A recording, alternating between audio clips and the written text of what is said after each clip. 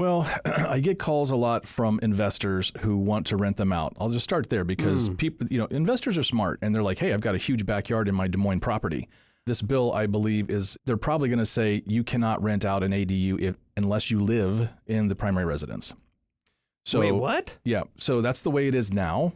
And in most cities, you have to either live in the ADU or the primary residence in order to rent the other one out. So if you have a house and you're renting the house, then you can't also rent an ADU. That'll be Yep. Okay. Yep.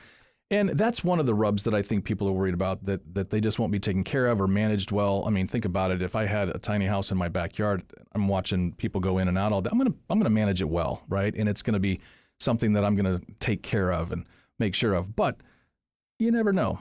So that's one thing to keep in mind with that. I'm an investor.